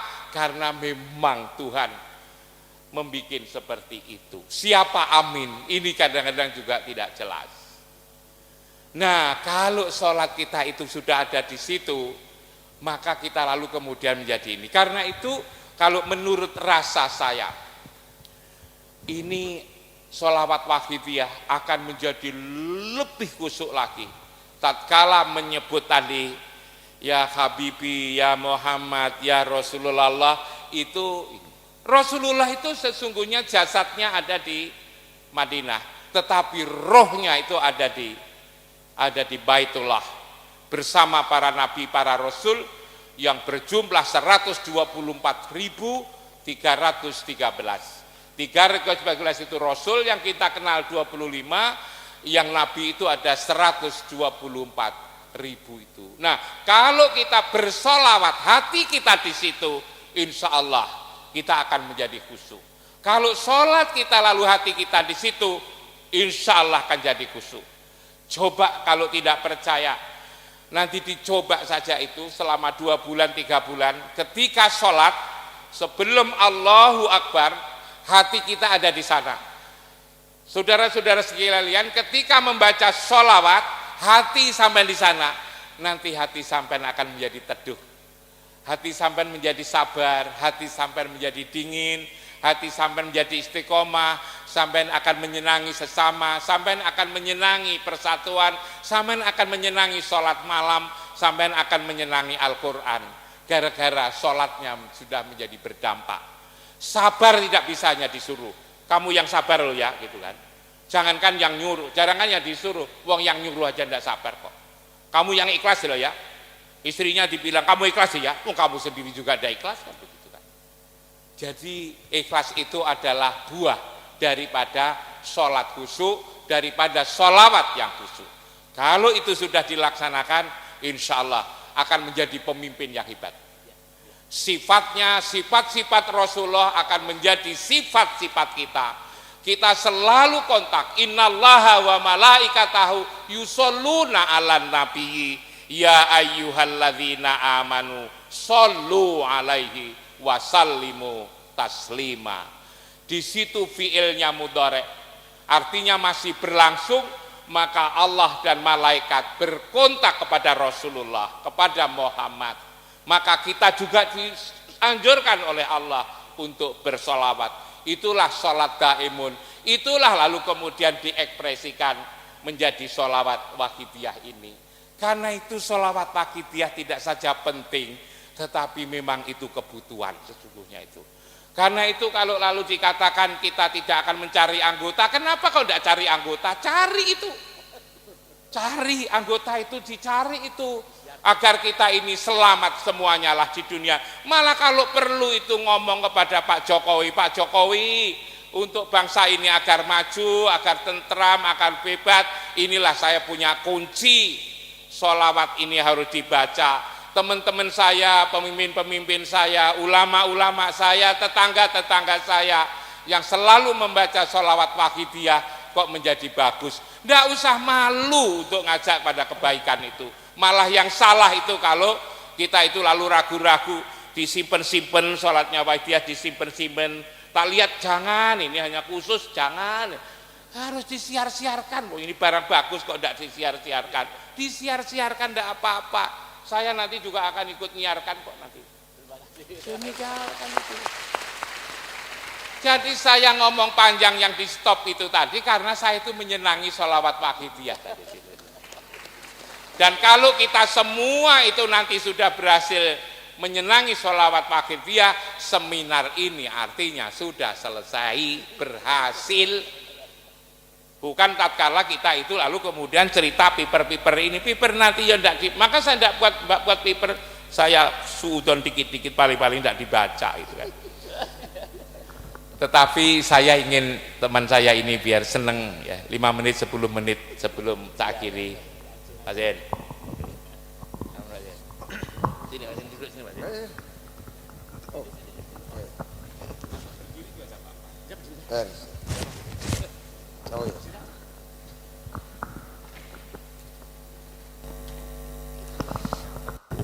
Assalamualaikum warahmatullahi wabarakatuh.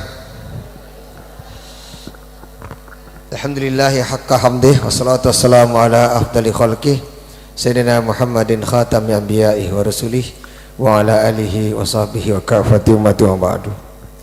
Yang kita muliakan guru kita Profesor Dr. Imam Suprayogo, yang kita muliakan guru kita Kiai Haji Heru, yang saya hormati wakil dari Rektor UIN Surabaya, Sunan Ampel Surabaya, teman saya dua-duanya, Bapak dari Kediri, teman-teman sekalian, bapak-bapak, ibu-ibu, teman-teman mahasiswa, mungkin juga teman saudara moderator yang beri kesempatan. Saya tidak lama karena memang waktunya sedikit. Saya akan cerita sedikit mengenai pengalaman berkenalan dengan Tarekat Wahidiyah. Pada tanggal 6 Maret 2013 di kantor Kementerian Agama, saya didatangi oleh seorang ibu. Ibu itu seorang dosen Universitas Indonesia Salemba, Jakarta. Beliau pernah mengambil magister law, hukum di UCLA Amerika. Beliau bercerita, saya tanya beliau itu naik apa dari Tangerang. Dia bilang saya bawa mobil sendiri, sopir sendiri. Saya tanya ibu berapa umurnya. Tadinya saya menduga umur beliau itu 45, paling tinggi 50 tahun. Ternyata umurnya baru 72 tahun. Saya sangat kaget. Saya bilang barangkali ibu punya amalan. Umur 72 tahun, sopir sendiri di Jakarta dengan penuh crowded kemacetan, itu butuh konsentrasi, butuh tenaga yang kuat, dan ternyata umurnya sudah 72 tahun. Tetapi penglihatan saya berpikir beliau itu umurnya baru 45 tahun. Nah, oleh karena itu Tarekat Wahidiyah ini, salawat Wahidiyah ini tidak hanya menyelamatkan dunia akhirat, tapi membuat orang awet muda. Awet muda. Itu ibu itu. Kemarin saya baru saja dari Azerbaijan. Azerbaijan itu adalah sebuah negara kecil, pernah dijajah Rusia selama 80 tahun, merdeka tahun 1991. Di Azerbaijan itu orangnya ganteng dan cantik. Tidak ada orang jelek di situ. Karena Azerbaijan ini perpaduan 4 ras: Arab, Persia, Turki, dan Rusia. Jadi kalau kita jalan kemana saja, itu pasti ketemu orang cantik. Tidak ada orang jelek di sana. Yang ingin saya ceritakan, Azerbaijan itu adalah pusat agama Zoroaster. Agama Zoroaster itu Majusi. Itu di sana ada Old City, kota tua. Di kota tua itu ada istana. Istana Nurshirwan. Nurshirwan kalau Anda orang NU baca Barzanji, itu di situ ketika Nabi lahir, maka pusat perapian di Istana Nurshirwan padam. Nah, istana itu namanya Nurshirwan. Di Istana Nurshirwan ini, di sekitarnya ada makam ulama besar Sufi, namanya Syekh Yahya Al-Bakwi. Syekh Yahya Al-Bakwi inilah yang mengarang buku sufi lebih 30. Di Indonesia masih diajarkan kitab Asraruddin, rahasia-rahasia agama. Syekh Yahya Al-Bakwi ini yang melahirkan tokoh-tokoh yang membawa Islam pertama kali di Indonesia, dan itulah pusatnya ataupun leluhurnya Wali Songo yang ada di Indonesia, Syekh Yahya Al-Bakwi. Jadi Islam pertama kali di Indonesia itu bukan dari Gujarat, tetapi dari Azerbaijan. Nanti Anda cek di internet, Azerbaijan itu di mana? Di Asia Barat. Bapak-bapak, ibu-ibu yang saya muliakan, saya cerita ini ingin saya katakan bahwa sebuah negara makmur berperadaban tinggi itu pasti karena tokoh-tokoh sufi. Itu yang saya mau cerita di sini. Jadi Khalifah Harun al-Rashid yang pertama kali mendirikan Baitul Hikmah dan melahirkan tokoh-tokoh besar, tokoh-tokoh ilmuwan, tokoh-tokoh seperti Ibnu Sina, Ibnu Rushd, Imam Ghazali, Ibnu Khaldun, Ibnu Shatir, Ibnu Haytham yang ahli kimia, ahli fisika, ahli astronomi itu karena lahir dari ini tadi, tokoh-tokoh sufi. Itulah yang melahirkan peradaban besar di Abbasiyah, dan selanjutnya nanti di peradaban besar di Barat itu karena tokoh-tokoh sufi. Harun al-Rashid adalah ulama besar, seorang khalifah. Itu di sekitar Harun al-Rashid ada dua ulama sufi. Pertama, ulama sufi yang selalu berdoa di istananya, istrinya sendiri namanya Zubaidah. Jadi ulama sufi Zubaidah, istrinya sendiri. Yang kedua, Rabi'ah al-Adawiyah. Rabi'ah al-Adawiyah adalah sufi wanita besar sepanjang zaman yang tentang mahabbatullah, cinta kepada Allah, dan dia hanya di Baghdad dan di gubuk-gubuk. Jadi dua sufi besar lah ini yang melahirkan tokoh namanya Harun al-Rashid. Ingat Harun al-Rashid, pasti Anda ingat Abu Nawas atau Abu Nuwas. Pada masa-masa ini lahir tokoh jenaka namanya Abu Nuwas. Itu dah tokoh-tokoh ini. Jadi tidak ada masa dalam Islam yang melahirkan peradaban besar tanpa tokoh-tokoh sufi. Inilah pentingnya kehadiran kita di sini. Saya dengan Tarik Al-Wahidiyah ini luar biasa. Hari Kamis yang lalu di kantor saya itu ada orang datang, pedagang dompet. Dia ditawari dompet saya, ditawari ikat pinggang. Tetapi orang itu rupanya tarekat Wahidiyah juga. Tiba-tiba dari sakunya dia ambil doa itu, persis doa itu. Dia bilang, "Bapak, ini ambil, ini doa. Ini namanya tarekat Wahidiyah. Jadi fafirru ilallah." Jadi dia bilang, minallah, kita ini minallah, ma'allah, billah, ilallah. Itu orang itu ceramah saya dengerin saja. Pagi ini saya dapat lagi doa yang sama. Ini luar biasa, ini ada takdir ini saya ketemu di sini. Jadi ini hati kita sama itu. Saya bukan sufi saya ini hanya belajar tentang tasawuf. Buku-buku tasawuf baru saya belajar. Kalau Pak Heru, Pak Imam Suprayogo itu sudah prakteknya dalam kehidupan. Jadi saya tanya ibu yang tadi yang dari UCLA itu.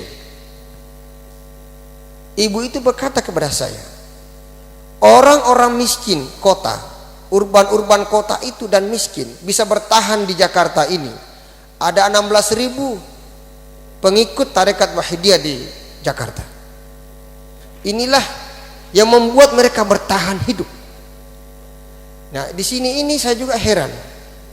Jadi bapak-bapak saudara yang saya muliakan, jadi jangan dikira Surabaya ini, Jakarta yang metropolitan itu, orang-orang yang hidupnya di sana itu bisa bertahan itu karena tarekat Wahidiyah. Lalu ibu mengatakan, Saya ini orang Kediri, pusatnya Tarekat Wahidiyah itu di Kediri, Pak. Iya benar, Pak ya. Itu. Jadi cerita ibu tadi itu. Jadi saya ingin bercerita bahwa sesungguhnya orang-orang miskin kota itu bisa bertahan itu karena salawat Wahidiyah, bukan karena program KIP atau KIS itu pemerintah itu loh, tetapi karena salawat Wahidiyah. Yang terakhir, salawat itu bisa kita khusyuk apabila kita mengerti tentang Allah dan Rasulnya. Oleh karena itu saya minta kepada saudara mahasiswa untuk kembali membaca buku, yaitu bukunya Anne-Marie Schimmel and Muhammad and His Messenger, dan Muhammad adalah betul-betul Rasulullah Sallallahu Alaihi Wasallam. Anda baca buku itu berkali-kali, karena buku ini adalah sebuah buku yang sangat hebat yang bercerita tentang salawat Nabi dari berbagai suku di dunia ini. Di situ adalah dimuat pujian-pujian kepada Rasulullah Sallallahu Alaihi Wasallam. Di situ ada sebuah bait syair Muhammad Iqbal yang mengatakan betapa dekatnya umat Islam dengan Nabi. Kalau ada orang mengatakan la ilaha, tidak ada Allah, orang itu masih bisa hidup. Tetapi kalau ada orang menegasikan Muhammad, apalagi menghina Nabi, pasti dibunuh. Ini dalam buku itu dijelaskan itu. Yang kedua, saudara ke mahasiswa, mohon setelah keluar dari ruangan ini Anda harus baca buku-buku sirah Nabi, mulai yang paling tua yang paling modern sampai paling modern. Apa itu? Umpamanya Sirah Nabawiyah Ibnu Hisham yang bahasa Inggrisnya bagus, bahasa Arabnya bagus, silakan baca buku itu. Kemudian baca buku-buku sirah Nabi oleh Al-Maghazi Al-Waqidi atau Ibnu Sa'ad, Ibnu Tabaqat, Ibnu Kubra. Atau yang bagus bahasa Inggrisnya, baca bukunya Martin Lin, buku yang paling hebat yang ditulis oleh seorang sufi dari London. Itu. Jadi buku-buku ini itu penting, karena tanpa mengerti sirah Nabi kita sulit bersalawatnya, tidak khusyuk karena tidak mengerti Nabi itu. Seperti kata Pak Imam dan Pak Heru tadi, kita harus mengerti Nabi itu siapa supaya salawatnya benar. Saya kira ini catatan saya. Dan terakhir, untuk mencintai Rasul, silakan Anda baca buku-bukunya Jalaluddin Rumi. Barangkali yang terkenal sekali itu Al-Masnawi 6 jilid. Anda tanpa membaca kitab Al-Masnawi itu tidak mungkin paham Al-Quran. Tanpa membaca kitab Al-Masnawi tidak mungkin paham Rasulullah Sallallahu Alaihi Wasallam. Kemudian yang kedua, baca kitab Jalaluddin Rumi mengenai fihi ma fihi. Dan terakhir saya ingin mengucapkan satu bait syair Jalaluddin Rumi, bahwa seorang sufi tidak sekedar memandang samudra dari lautan, tetapi seorang sufi harus mengarungi samudra itu, dan kalau perlu dia tenggelam ke bawah, dan dia pasti akan menemukan mutiara. Kalau seorang itu tidak menemukan mutiara di lautan, setidaknya dia sudah menyentuh air samudra itu. Oleh karena itu, kita tidak boleh hanya sampai berseminar tentang Wahidiyah ini, tetapi kita harus masuk dalam Wahidiyah supaya kita menemukan mutiara salawat Wahidiyah. Assalamualaikum warahmatullahi wabarakatuh.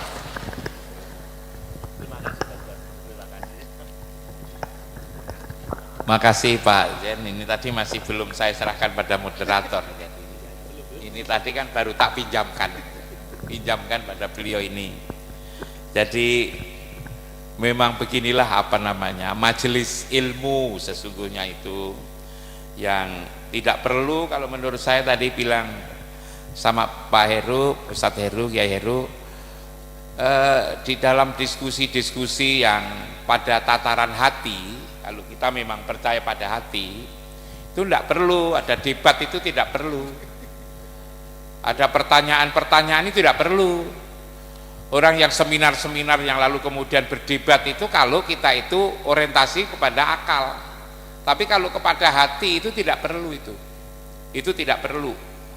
Kita kan bicara tentang rasa sesungguhnya tadi, dan sekarang ini rasa sesungguhnya yang sudah hilang. Kita ini coba misalnya kita beli kelengkeng ini kan karena kita kepingin rasa kelengkeng. Kita perlu jeruk ini karena kita kepingin rasa jeruk. Kita ini perlu apa itu namanya? Ini anggur karena kita kepingin rasa anggur. Kita apel, kita kepingin rasa apel.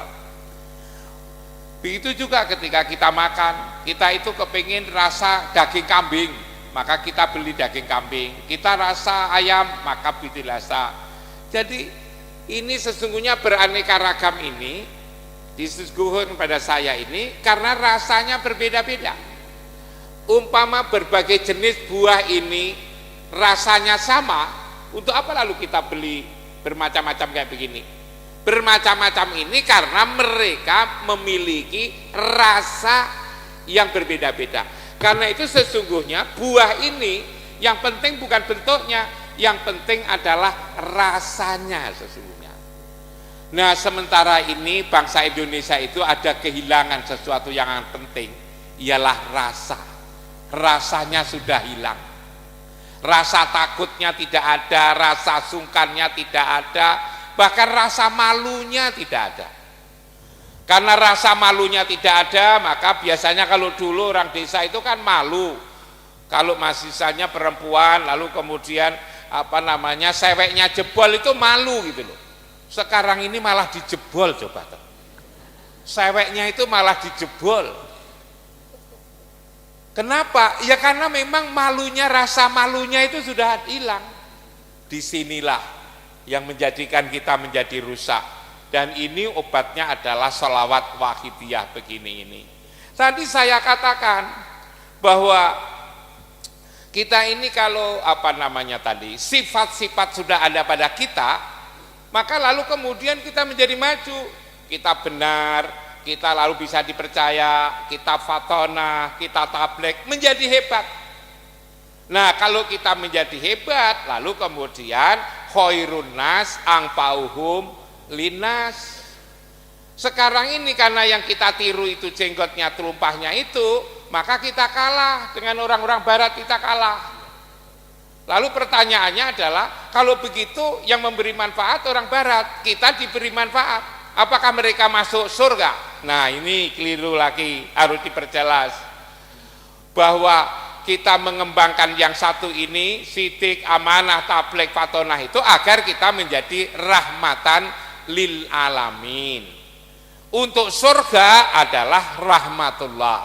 Rahmatullah itu adalah harus ati usholah wa atuz zakah wa ati rasul la'allakum turhamun. Rahmatullah itu pakai sifat-sifat Nabi. Untuk rahmatullah maka atiullah apa namanya aqimus shalah wa atuz zakah wa atiur rasul la'allakum turhamun. Ada beda di sini ini. Memang banyak yang harus kita bicarakan. Saya usul sama Yai Heru, diskusi-diskusi soal hati kayak begini ini jangan diperdebatkan.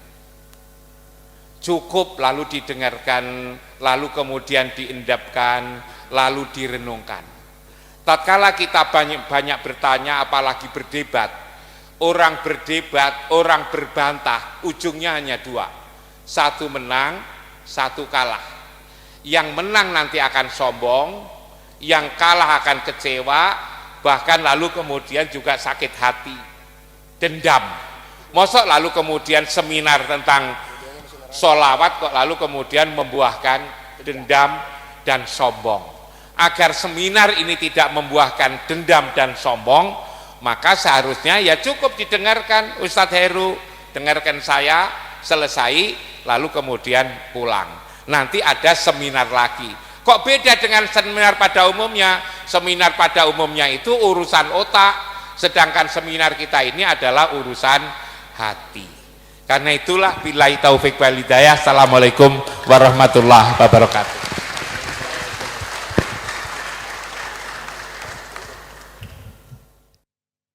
Allah